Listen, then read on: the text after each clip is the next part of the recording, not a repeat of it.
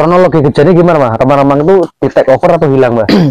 Remang-remang itu hilang di Gandar, Mas. Saya ikutin lomba Bos Ame almarhum di sana. Itu kan dulu kan tidak ada pemantauan kayak sekarang, Mas. Itu kalau CC itu kalau zaman dulu, mungkin kalau zaman sekarang merpati jatuh kayak gitu pasti mati, Mas, karena lapaknya itu masih pasir. Masih pasir. Tapi saya herannya dan saya senengnya itu remang-remang sekuali jatuh sampai pasirnya itu seperti waduh, kena angin itu bual istilahnya, bual kayak gitu. Itu burung itu sampai nggak bisa berdiri, Mas. Remang-remang nih, Mbah, jenengan kan dulu mungkin dulu di era itu burung merpati terah belum terlalu ini, Mbah. Belum. Nah, remang-remang nih, Mbah, itu silsilahnya dari mana, bahkan dulu belum ada terah, Mbak? Itu kan. Baik teman-teman, assalamualaikum warahmatullahi wabarakatuh. Balik lagi bareng Beda Surpati. Kali ini teman-teman Beda Surpati berkesempatan silaturahim ke salah satu, kita sebut aja sesepuh ya, di dunia merpati kolong, karena beliau ternyata terkonfirmasi bermain merpati zaman tahun berapa dulu, Mbak? Tahun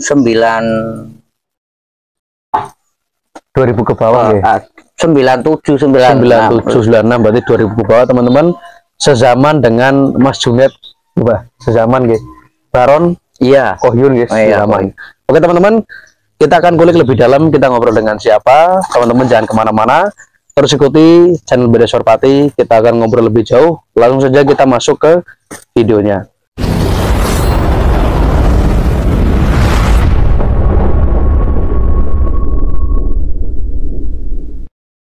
Baik teman-teman, sebelum kita lanjut lebih dalam ya, saya mendoakan semoga teman-teman sehat selalu, panjang umur, rezekinya berkah ya. Jadi yang masih melatih merpatinya semoga bisa menjadi player yang berkualitas, sehat selalu di kondisi cuaca yang seperti ini.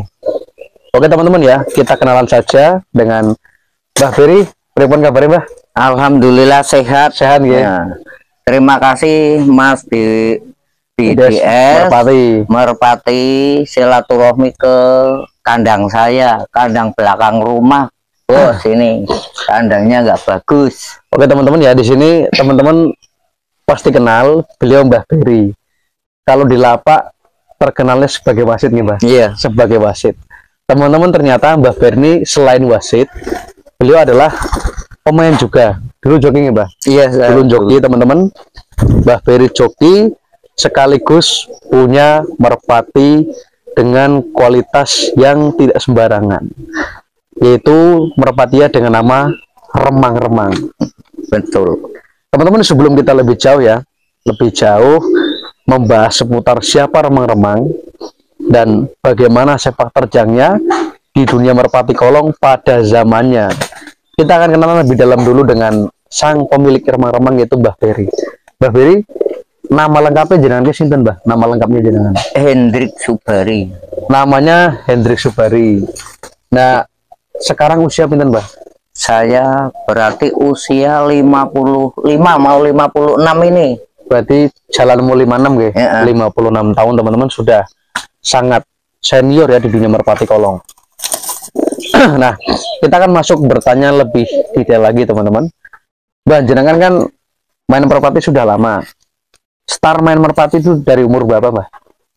Saya main merpati itu umur 26 dan 27 sudah mulai 19 sampai 26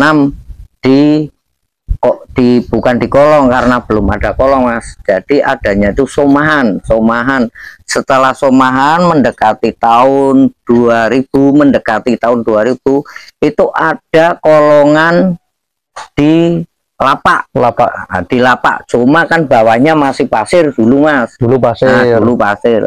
Setelah itu saya mengeluarkan burung ada 4 yang satu saya namakan remang-remang, yang satu rewok di teman saya itu. Rewok itu di almarhum Mas Ame. Almarhum Mas Ame, iya. Remang-remang juga yang megang Mas Ame juga dulu itu.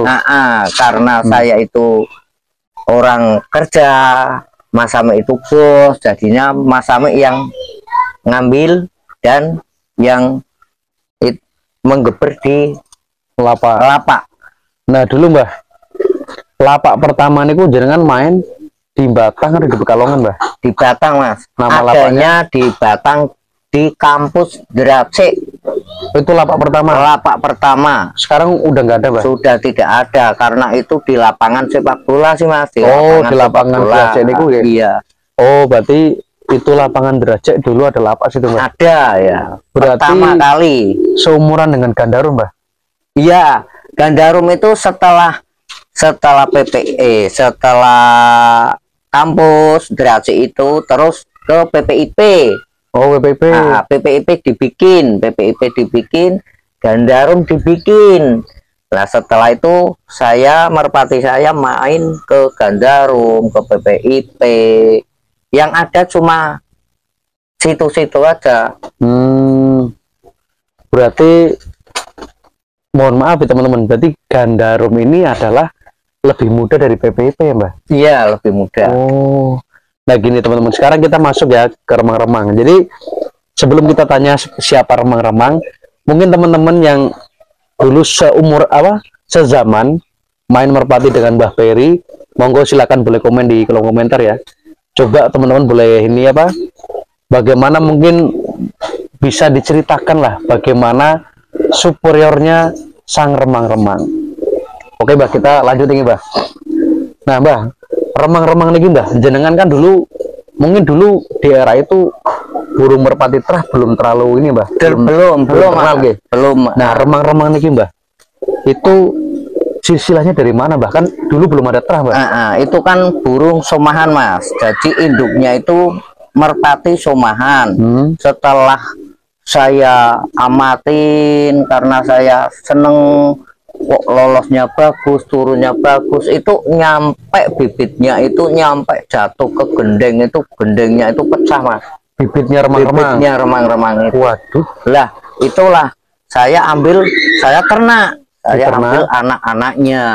Muncullah salah satu remang-remang itu. Nah remang-remang tuh dulu warnanya apa Mbah? Gambir Mas. Gambir berarti. Iya, gambir. Oh, jadi teman-teman ini di belakang kita ya ada beberapa merpati. Di sini ada peikan bahan dan beberapa yang sudah jadi. Ini adalah cicit berarti Mbak? Masih cicit. Ini masih cicit remang-remang teman-teman. Jadi kinerjanya tidak jauh beda. Jadi nanti kita akan spill salah satu cucu ya Mbak? Iya. Cucunya masih ada ya? Masih. Nanti kita spill teman-teman cucunya remang-remang yang sekarang jadi pacak. Berarti nanti ya Mbak kita spill ya. Oke. Jadi teman-teman jangan kemana-mana dulu, tetap support BD Serpati dan kita akan lanjutkan ngobrol. Saya tuh pernah mendengar ini Mbak, apa remang-remang itu salah satu merpati fenomenal di zamannya. Karena di situ di zaman itu kan belum ada YouTube Mbak. Belum ada YouTube. Mungkin Mbah Peri itu dikenal hanya pemain merpati seumuran. Kalau generasi saya mungkin nggak kenal. Iya. Paling yang kenal jenengan kan seumuran yang main bareng sama jenengan. Boleh diceritakan sedikit Mbah, bagaimana dulu CC dari remang-remang Mbah yang membuat geger teman-teman dari Brebes dan Tegal? Itu kalau CC itu kalau zaman dulu, mungkin kalau zaman sekarang merpati jatuh kayak gitu pasti mati Mas, karena lapaknya itu masih pasir. Masih pasir. Tapi saya herannya dan saya senengnya itu remang-remang sekali jatuh sampai pasirnya itu seperti waduh kena angin itu bual istilahnya bual kayak gitu. Itu burung itu sampai nggak bisa berdiri Mas. Baru semprot dulu, ntar bisa jalan, ntar terbang lagi, turun lagi kayak gitu Mas. Kayak gitu CC-nya kayak gitu. Mungkin kalau merpati sekarang kayak gitu sudah mati Mas. Gini Mbah, berarti kan remang-remang ini punya karakter CC-nya buas. Tapi kok bisa Mbah? Maksudnya dengan CC sekeras itu, kok dia ini Mbah apa? Nggak ada cedera Mbah. Boleh diceritakan Mbah mungkin karakter dari tubuh remang-remang Mbah seperti apa Mbah? Satu, badannya itu koker, ibaratnya tuh tulangnya itu gede, tulangan besar. Cuma ya pasti cedera mas, cuma membiru.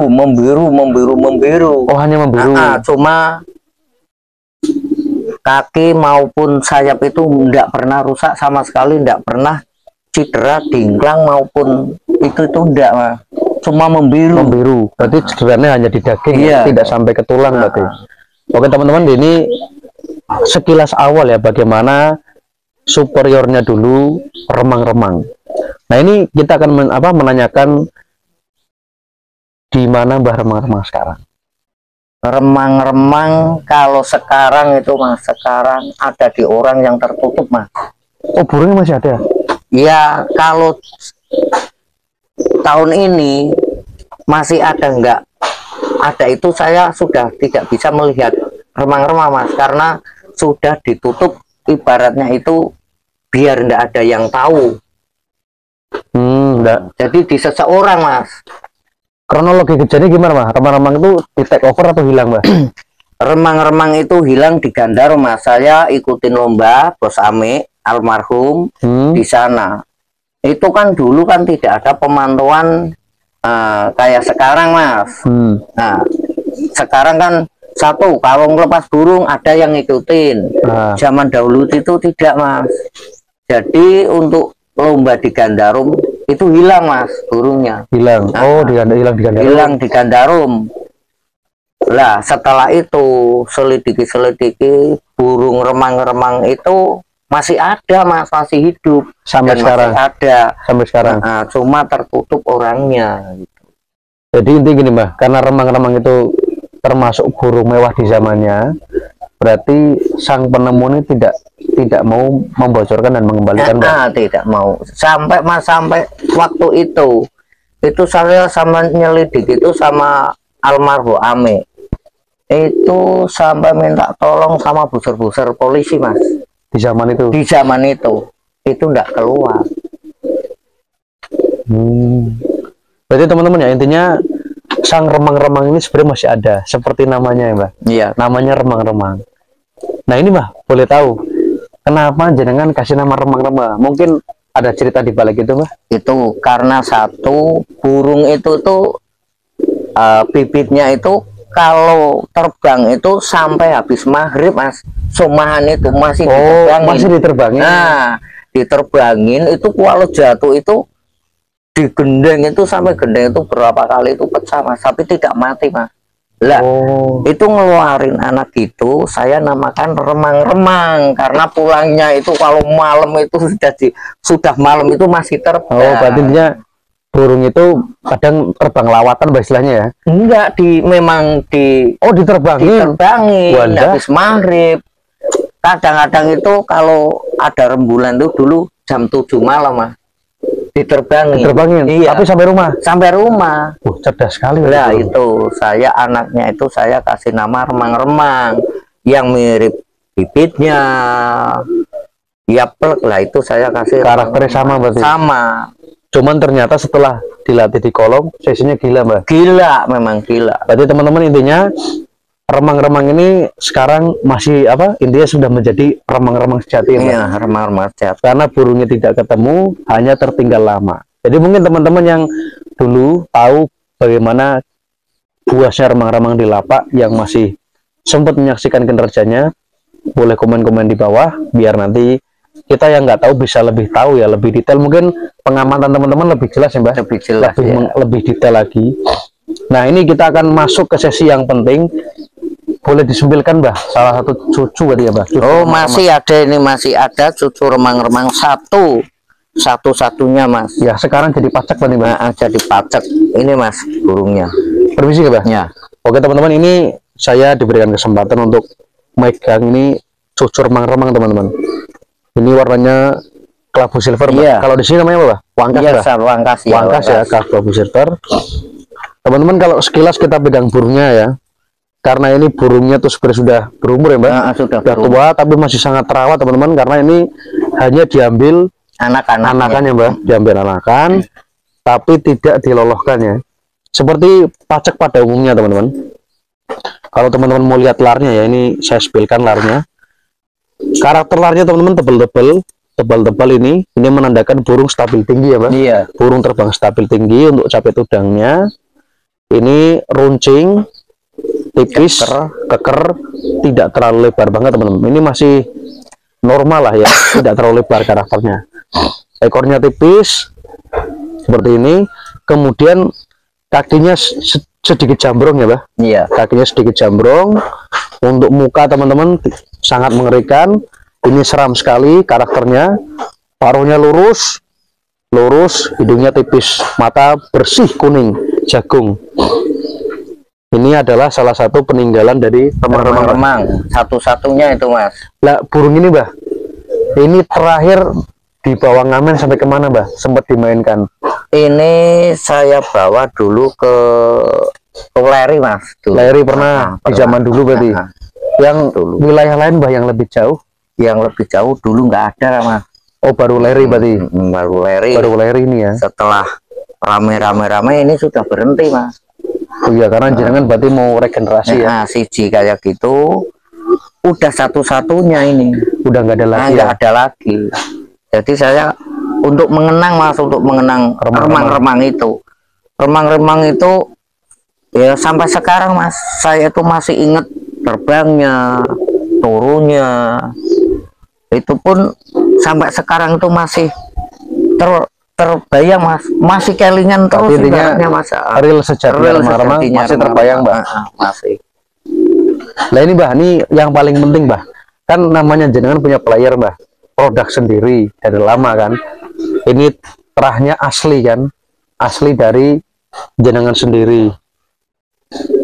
Berarti gini, Mbah. Dari anakan remang-remang ini, Mbah, apakah ada yang di take over, Mbah, selain ini? Di take over mungkin sama-sama pecinta merpati, ada, Mbah? Yang dulu-dulu. Kalau dulu penggemar remang-remang itu di Batang itu banyak, Mas. Contoh seperti Mas Eko, Haji Rudi itu dulu kayaknya itu punya anakannya, Mas. Anakan remang-remang. Kayaknya punya Mas Eko, Haji Rudi. Terus itu Pak RT di Kelidang itu dulu. Oh, zaman itu. Itu ya. Oh, yang sekarang jadi RT. Iya.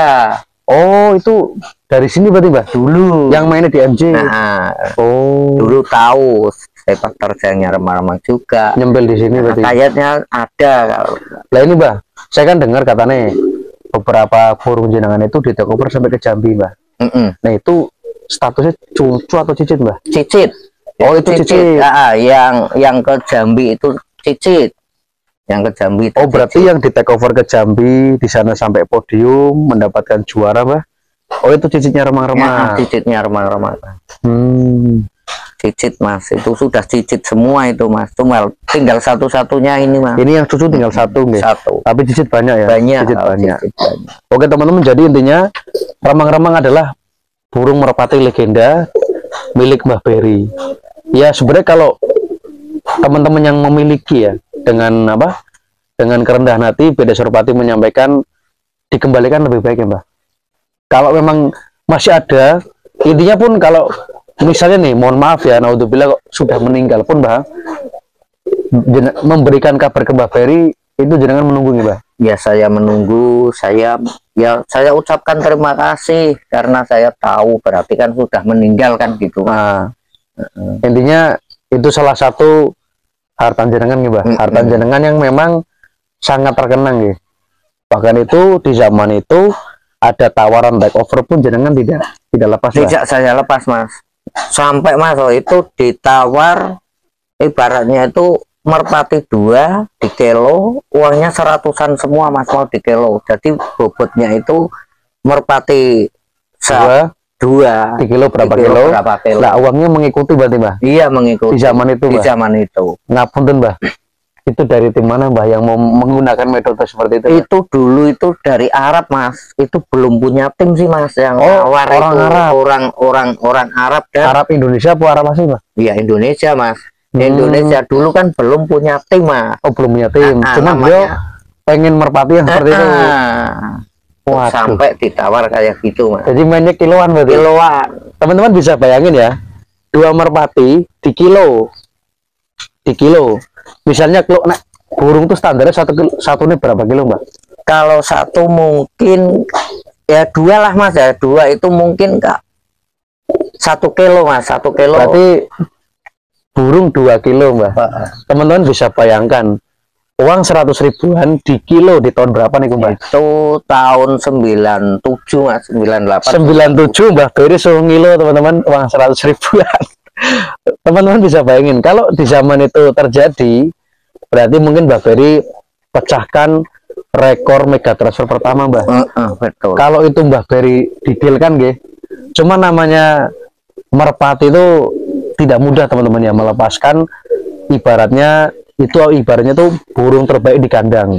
Satu produk sendiri ya. Nah, itu tidak mudah teman-teman ya untuk melepaskan. Tapi intinya ini produk-produknya dari apa? Remang-remang, cicitnya masih ada. Jadi setidaknya Mbak Beri masih ini ya, Mbak. Masih bisa merasakan harapan, masih bisa merasakan kinerja ya. Kinerja asli dari remang-remang. Nah gini Mbak, karakter asli remang-remang itu seperti apa Mbak? Kalau karakter remang-remang itu Mas, walau 2 hari atas, kalau sudah itu sampai bawah Mas, sampai bawah itu enggak megar saya Mas sedikit pun. Berarti lossnya sampai bawah. Sampai bawah. Kemudian spraynya gimana Mbak? Spraynya oke. Termasuk mewah? Mewah. Karakter lolosnya Mbak, lolosnya? Wah itu bagus sekali. Oh itu jadi itu apa ya? Jadi itu asli Mbak karakter memang. Asli. Nah ini Mbak player jenengan ini rata-rata mengikuti Mbak. Garisnya seperti itu. Ya ada yang banyak lah yang mengikuti. Cuma karena ini burung masih muda semua Mas, yang sudah player kan saya jual ke Jambi, ke Ungaran. Ungaran itu ada berapa ya? Ada 4 kayaknya. Ada 4. Terusan ada yang ke Jakarta juga Mas. Ke Jakarta. Berarti intinya dari beberapa cicit remang-remang itu sudah diambil beberapa ting ya, sudah di sana ya. Jadi intinya dari burung-burung ternakan Mbah Beri itu teman-teman sebagainya sudah keluar, sudah menjadi player di beberapa kota-kota besar. Nah oke teman-teman ya, ini kita sudah mencapai titik akhir dari obrolan kita. Ini pertemuan pertama saya dengan Mbah Beri. Mungkin nanti teman-teman ya silahkan boleh request ke saya, ada perlu mau tanya apa lagi seputar Mbah Beri dan remang-remang yang sekarang sudah menekuni dunia wasit. Ini Mbah, jenengan kan selain geber Mbah, ngelatih juga burung bersama adik ya? Iya. Jenengan itu mengawali wasit di tahun berapa Mbah? Ini perlu diketahui teman-teman ini. Itu saya ngawalin wasit itu ya mungkin 2017 Mas. 2017 itu jangan mulai 13 lah, 2013 itu sudah mulai ditunjuk jadi wasit. Cuma kan untuk sementara kan dulu kan masih di lokalan Mas. Di lokalan. Ya sebenarnya sih karena saya pencinta merpati Mas, pencinta merpati. Sebenarnya saya jadi wasit pun ya aslinya itu ingin Mas, masih geber itu ingin sampai sekarang sebenarnya. Karena saya sudah tua ya, jadi adik lah yang menerus. Oh jadi dia ya ada faktor usia gitu. Faktor usia. Oke nih Mbak, ini ada yang penting Mbak, ada 2 pertanyaan penting yang dari saya sendiri. Misalnya Mbak, ada teman-teman di luar sana, pemain senior ataupun pemain baru, pengen merasakan sensasi cicit remang-remang Mbak. Kalau misalnya pengen nyempel, ini kan tadi saya spell pian banyak Mbak. Kira-kira gimana caranya Mbak? Ya satu kalau memang seneng ya silakan datang ke sini. Kalau udah layak terbang, tapi kalau masih muda banget enggak Mas. Oh iya, Mbak Beri pernah bilang kalau beli burung di jenengan tuh syaratnya seperti apa Mbak? Syaratnya satu burung sudah lop-lopan separuh jalan Mas. Separuh jalan.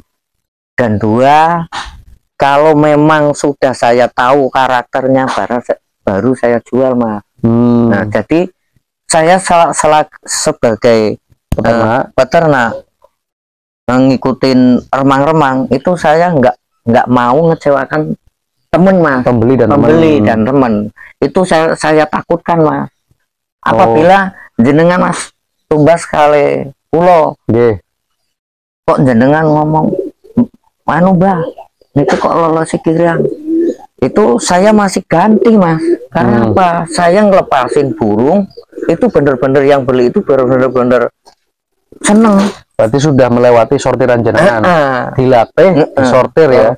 Berarti nanti burung itu benar-benar sudah jadi Mbah. Sudah jadi. Teman-teman, jadi Mbah Beri tidak menjual merpati yang masih bahannya Mbah. Iya. Menjual yang sudah jadi agar teman-teman bisa puas nih Mbah. Iya. Sesuai dengan permintaannya. Permintaan.